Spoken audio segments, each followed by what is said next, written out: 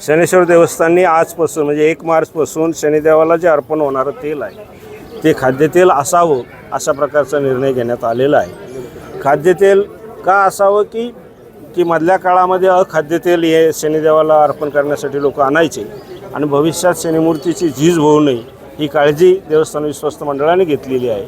आणि इथून पुढं शनिदेवाला नामांकित कंपनीचं जे खाद्यतेल आहे की त्याच्यावरती सर्व त्या बॉटलवरती सर्व असलं पाहिजे, व्हेजिटेरियनचा सिम्बॉल असला पाहिजे, एक्सपायरी डेट असली पाहिजे आणि ते ऑइल म्हणजे ते तेल कुठल्या पदार्थाचं आहे म्हणजे सोयाबीनचं आहे की शेंगदाणा आहे की करडी आहे ह्या प्रकारचं त्याच्यावरती सगळं लिखित असलं पाहिजे अशा प्रकारचा निर्णय घेण्यात आलेला आहे। आणि ह्या निर्णयाचं सर्व भक्तांनी शनी भक्तांनी स्वागत केलेलं आहे। आणि अशी एखादी बॉटल जर आढळली काही त्याच्यामध्ये काही वेगळं आहे तर त्या संबंधी त्या बॉटल किंवा त्या बॉटल ज्या दुकानातून घेतलेली त्या दुकानावरती पोलीस स्टेशनला कळवलं जाईल आणि मग बाकीची शासकीय जी डिपार्टमेंट आहे त्याच प्रमाणात त्यांच्यावरती त्या कंपनीवरती आणि त्या दुकानदारावरती कारवाई करते।